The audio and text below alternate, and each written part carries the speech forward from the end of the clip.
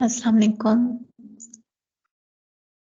उम्मीद करती हूँ आप सब ठीक होंगे।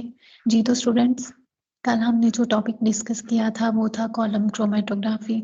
आज हम डिस्कस करेंगे क्रोमेटोग्राफी। तो अपने टॉपिक की तरफ मूव करने से पहले मेरी आप सबसे गुजारिश है कि अगर आपने अभी तक चैनल को सब्सक्राइब नहीं किया तो काइंडली चैनल को सब्सक्राइब कर दें, और अगर आपको वीडियो अच्छी लगे तो शेयर करें और नीचे कमेंट सेक्शन में कमेंट करें कि आपको वीडियो कैसी लगी। और अगर आपका कोई क्वेश्चन हो तो आप नीचे कमेंट सेक्शन में पूछ सकते हैं। तो चलिए हम अपने टॉपिक की तरफ मूव करते हैं जो है थिन लेयर क्रोमेटोग्राफी। इस टॉपिक में हम देखेंगे थिन लेयर क्रोमेटोग्राफी होती क्या है, उसका इंट्रोडक्शन हम देखेंगे। इसके अलावा हम देखेंगे उसका प्रिंसिपल देखेंगे, थिन लेयर क्रोमेटोग्राफी कौन सा प्रिंसिपल फॉलो करती है, उसके अंदर हमारे पास कौन सी फेजेस होती हैं। देन फाइनली हम उसकी वर्किंग देखेंगे कि थिन लेयर क्रोमेटोग्राफी की वर्किंग कैसे होती है, हम परफॉर्म कैसे करते हैं लैब के अंदर। तो थिन लेयर क्रोमेटोग्राफी हमारे पास क्रोमेटोग्राफी की ही एक टेक्निक है। अब हमें पता है कि क्रोमेटोग्राफी हमारे पास क्या होती है। Chromatography is basically the separation technique in which we perform separation, identification and purification of our components. Basically हमारे पास क्या होता है कि हमारे पास एक मिक्सचर होता है कंपोनेंट्स का, और अगर हम उसमें से कोई एक कंपोनेंट लेना चाह रहे हैं, हम चाह रहे हैं कि हम ये एक कंपोनेंट इस मिक्सचर में से निकाल लें, तो वो हम क्रोमेटोग्राफी को परफॉर्म करते हुए हम ये कर सकते हैं। और क्रोमेटोग्राफी की आगे से फर्दर काफी टाइप्स हैं। हमने कॉलम क्रोमेटोग्राफी में भी देखा, कॉलम क्रोमेटोग्राफी भी एक टाइप है क्रोमेटोग्राफी की। इसके अलावा TLC thin layer chromatography, paper chromatography, adsorption chromatography, partition chromatography, इसकी बहुत ज्यादा टाइप्स है हमारे पास। Size exclusion chromatography. तो जो आज का हमारा टॉपिक है वो क्या है, थिन लेयर क्रोमेटोग्राफी। तो हम देखते हैं कि थिन लेयर क्रोमेटोग्राफी होती क्या है। Thin layer chromatography is an affinity-based method used to separate compounds in a mixture. Means हमारे पास एक मिक्सचर है, उसमें से अगर हमने कंपाउंड्स को सेपरेट आउट करना है तो हम थिन लेयर क्रोमेटोग्राफी को यूज करेंगे। थिन लेयर क्रोमेटोग्राफी हमारे पास एक सेंसिटिव मेथड है, but it is relatively fast, simple and inexpensive method, जो कि हम एनालिटिकल केमिस्ट्री में यूज करते हैं, लैब्स में यूज करते हैं अपना कोई भी एक्सपेरिमेंट परफॉर्म करने के लिए। It is a micro technique, means इसमें हम माइक्रो लेवल पे भी हम सेपरेशंस कर सकते हैं। हमारा अगर कंपाउंड 10⁻⁻⁹ ग्राम का भी है तो भी हम उसे डिटेक्ट कर सकते हैं। मीन्स इतनी स्मॉल अमाउंट जो है हमारे कंपाउंड की, हमारे मटेरियल की, इतनी स्मॉल अमाउंट को भी हम डिटेक्ट कर सकते हैं। इसलिए हम इसे कहते हैं कि ये हमारे पास एक माइक्रो टेक्निक है। टीएलसी हमारे पास हाईली वर्सेटाइल सेपरेशन टेक्निक है। हम बहुत वर्सेटाइल लेवल पे जाके टीएलसी यूज करते हैं। मींस इसका बहुत ज्यादा यूज है, क्योंकि ये हमारे पास क्वालिटेटिव क्वांटिटेटिव सेपरेशंस में, सैंपल की एनालिसिस में टीएलसी जो है वो यूज हो रही होती है। टीएलसी हम क्यों परफॉर्म कर रहे होते हैं, क्योंकि हमने एनालिसिस करनी होती है, डाटा को एनालाइज करना होता है, डाटा को क्वांटिफाई करना होता है, उसे क्वालिटेटिवली स्टडी करना होता है कि हमारे पास अगर ये मिक्सचर है तो उस मिक्सचर में कितनी क्वांटिटी में कौन कौन से सब्सटेंसेस प्रेजेंट थे। तो ये सब स्टडी करने के लिए, एनालाइज करने के लिए हम क्या परफॉर्म कर रहे होते हैं, टीएलसी। टीएलसी हम यूज करते हैं एनालाइज करने के लिए सब्सटेंसेस को, जिसमें हमारे पास पेस्टिसाइड्स आ जाते हैं, स्टीरॉइड्स आ जाते हैं, alkaloids, lipids, nucleotides, glycosides, carbohydrates, fatty acids, इन सब को एनालाइज करने के लिए, इन सब को स्टडी करने के लिए, क्वांटिफाई करने के लिए हम क्या यूज करते हैं, टीएलसी यूज करते हैं। अब जो टीएलसी है हमारे पास, उसके अंदर एक स्टेशनरी फेज होती है, एक मोबाइल फेज होती है। ये हम नेक्स्ट डिस्कस करेंगे। जी, तो हम टीएलसी को यूज क्यों करते हैं, ये हमने पीछे भी बात कर ली कि ये हमारे पास एक बहुत वर्सेटाइल मेथड है। हम अपने सैंपल को क्वालिटेटिवली क्वांटिटेटिवली स्टडी करने के लिए हम बेसिकली टीएलसी को यूज कर रहे होते हैं। अब जो टीएलसी में जो सब्सटेंसेस हम स्टडी कर सकते हैं वो हमारे पास स्ट्रॉन्गली पोलर सब्सटेंसेस भी हो सकते हैं, मीडियम पोलैरिटी भी उनकी हो सकती है, नॉन पोलर भी हो सकते हैं, या आयनिक सब्सटेंसेस को भी हम टीएलसी को यूज करके हम स्टडी कर सकते हैं। तो जब इतने ज्यादा सब्सटेंसेस को हम स्टडी कर सकते हैं तो जाहिर सी बात है हम प्रेफर करेंगे कि हम टीएलसी परफॉर्म करें। बहुत ज्यादा अमाउंट जो है सैंपल्स की वो हम एनालाइज कर सकते हैं। ये कॉस्ट इफेक्टिव मेथड है हमारे पास, इतना ज्यादा टाइम कंज्यूमिंग भी नहीं है, एक लिमिटेड टाइम में रह के हम टीएलसी परफॉर्म कर सकते हैं। तो ये सारी उसकी एडवांटेजेस हैं जिस वजह से हम टीएलसी को यूज कर रहे होते हैं।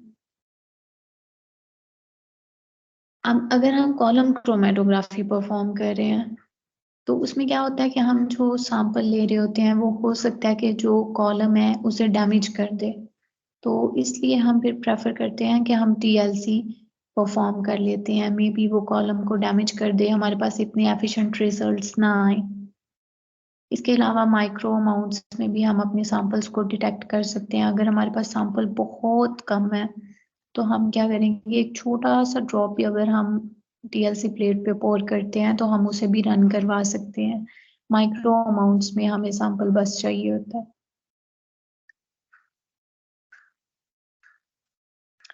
अगर हम इसके वर्किंग प्रिंसिपल की बात करें तो जो टीएलसी का वर्किंग प्रिंसिपल है वो बेस करता है एडसॉर्प्शन क्रोमेटोग्राफी या पार्टीशन क्रोमेटोग्राफी पे, या दोनों के कॉम्बिनेशन पे। अब एडसॉर्प्शन क्रोमेटोग्राफी हमें पता है कि हमारे पास एक सॉलिड फेज होती है, एक लिक्विड फेज होती है। सॉलिड फेज हमारे पास स्टेशनरी होती है, लिक्विड फेज हमारे पास मोबाइल फेज सॉरी जो हमारे पास है वो मूवेबल होती है। स्टेशनरी फेज पे हमारा जाके जो सैंपल है वो एड्सॉर्ब हो जाता है, और अगर वो उसकी मोबाइल फेज के साथ अफिनिटी ज्यादा हो तो वो क्या करता है, मोबाइल फेज के साथ मूव करता जाता है और टीएलसी प्लेट के ऊपर ट्रेवल करता जाता है। इस तरह से हमारे पास डिफरेंट स्पॉट्स आ जाते हैं। तो यही बेसिकली हमारे पास इसका वर्किंग प्रिंसिपल है टीएलसी का। The compounds in the mobile phase move over the surface of the stationary phase, means हमारे सैंपल के जो कंपाउंड्स मोबाइल फेज के साथ जिनकी अफिनिटी ज्यादा होगी वो मोबाइल फेज के साथ कंबाइन कर जाएंगे और वो क्या करेंगे, स्टेशनरी फेज के ऊपर मूव करते जाएंगे। अब जो हम इधर स्टेशनरी फेज यूज कर रहे हैं वो हमारे पास यूजुअली जो है वो पोलर होती है, सिलिका जेल वगैरह या एलुमिना वगैरह हम यूज कर रहे होते हैं। तो इसमें वो हमारे पास पोलर होती है, पोलर इन नेचर होती है। तो अगर हमारा सैंपल जो है उसमें हमारे पास पोलर कंपाउंड ज्यादा है तो वो क्या करेंगे, स्टेशनरी फेज के साथ रिटेन कर जाएंगे, और जो उसमें थोड़ा सा लेस पोलर होगा या रिलेटिवली नॉन पोलर होगा वो कंपाउंड क्या करेगा, मोबाइल फेज के साथ अपनी अफिनिटी बढ़ा देगा, मोबाइल फेज के साथ मूव करता जाएगा। और जैसे जैसे मोबाइल फेज टीएलसी प्लेट के ऊपर मोबाइल फेज मूव करती जाती है वैसे वैसे वो कंपाउंड साथ मूव करता जाएगा और उसका स्पॉट टॉप पे आ जाएगा। और इस तरह बाकी जो स्पॉट्स है वो हमारे पास नीचे नीचे नीचे, मीन्स वो जिनकी अफिनिटी स्टेशनरी फेज के साथ ज्यादा होगी वो इतना इजीली ट्रेवल नहीं कर पाएंगे और उनका स्पॉट थोड़ा नीचे ही आएगा टीएलसी प्लेट पे।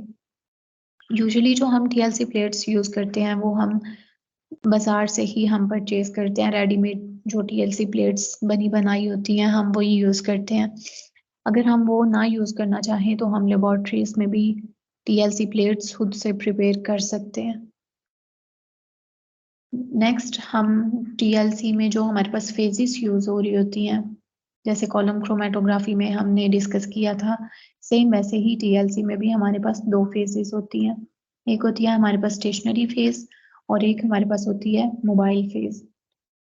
स्टेशनरी फेज हमारे पास जो होती है उसमें हमारे पास जो एड्सॉर्बेंट होता है वो हमारे पास यूजुअली हम जो स्टेशनरी फेज यूज कर रहे होते हैं वो सिलिका एलुमिना वगैरह हम यूज कर रहे होते हैं। स्टेशनरी फेज हमारे पास मोस्टली पोलर इन नेचर होती है।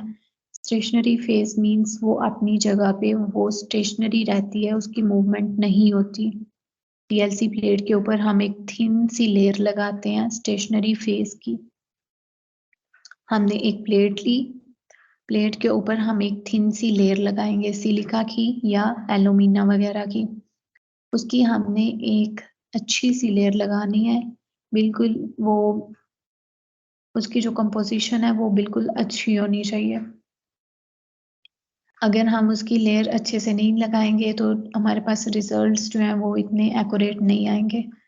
तो जो हमारे पास स्टेशनरी फेज है उसकी हमने एक लेयर लगा दी। अगर हम परचेज कर रहे हैं टीएलसी प्लेट, अगर हम रेडीमेड ले रहे हैं तो उसमें उन्होंने ऑलरेडी वो स्टेशनरी जो हमारे पास फेज होती है उसकी एक लेयर लगाई होती है, तो उसमें हमें वो सिलिका या एलुमिना वगैरह की लेयर नहीं लगानी पड़ती। बस हम क्या करते हैं, वो बनी बनाई टीएलसी प्लेट लेते हैं, उसके ऊपर अपना सॉल्वेंट पोर करते हैं और उससे अपना सैंपल पोर करते हैं और उसे हम मोबाइल फेस के अंदर रख देते हैं, सॉल्वेंट के अंदर रख देते हैं।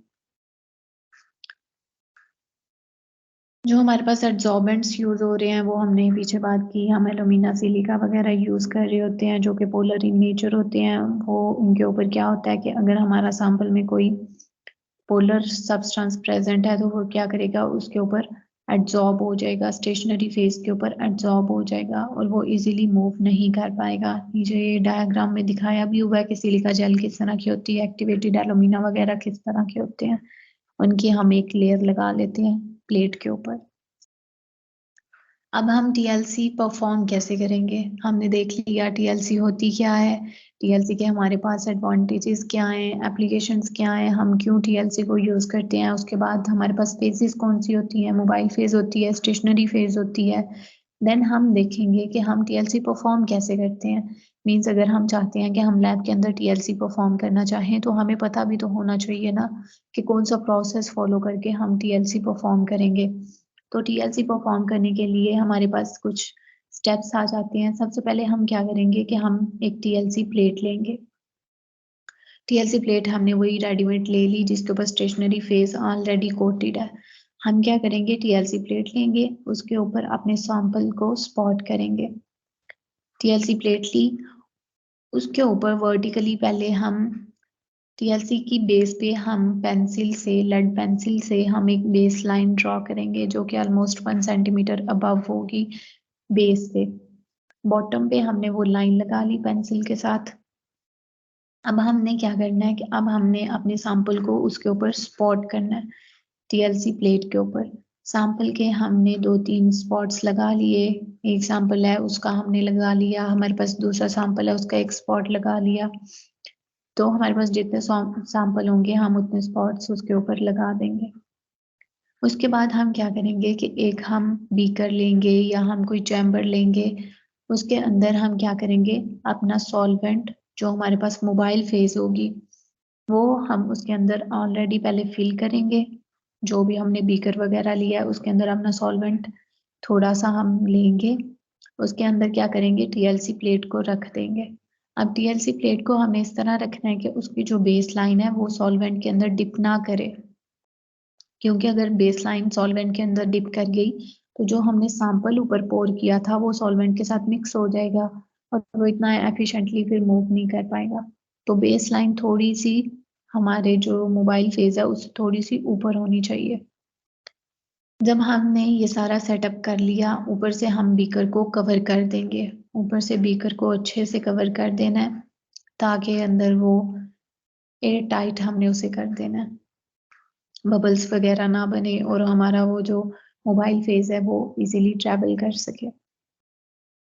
उसके बाद क्या होगा कि हमारे पास जो सैंपल था, सैंपल में जो पोलर कंपोनेंट्स हैं उनकी अफिनिटी स्टेशनरी फेज के साथ सिलिका जेल के साथ ज्यादा होगी, वो सिलिका जेल के साथ एब्जॉर्ब कर जाएंगे और वो इतनी इजीली ट्रैवल नहीं कर पाएंगे। लेकिन जो हमारे पास नॉन पोलर कंपोनेंट्स हमारे पास प्रेजेंट हैं हमारे सैंपल के अंदर, वो क्या करेंगे, लिक्विड फेज के साथ, मोबाइल फेज के साथ उनकी अफिनिटी ज्यादा होगी, वो मोबाइल फेज के साथ ऊपर ऊपर ट्रैवल करते जाएंगे और इस तरह वो जब टॉप पे पहुंच जाएंगे तब हम क्या करेंगे, ऊपर से वो हमने जो भी हमने एयर टाइट किया हुआ था हम वो ऊपर से कवरिंग उतार देंगे, टीएलसी प्लेट को बाहर निकाल लेंगे बीकर में से, उसे ड्राई करेंगे। ड्राई होने के बाद हमने हमारे पास जो स्पॉट्स आए हैं उनका हमने उनकी आरएफ वैल्यू कैलकुलेट कर लेनी है कि पहले हमारे पास ये स्पॉट इस पॉइंट तक था और अब इस पॉइंट पे चला गया, जिस पॉइंट पे वो चला गया है उसे हम .1 का नाम दे देंगे और जिस पॉइंट पे वो पहले था उसे .2 का नाम दे देंगे और फिर हम उनकी RF वैल्यू जो है वो कैलकुलेट कर लेंगे। RF वैल्यू का हमारे पास जो फॉर्मूला होता है वो होता है distance travelled by the solvent front over distance travelled by the solute. ठीक है, ये हमारे पास RF वैल्यू का फॉर्मूला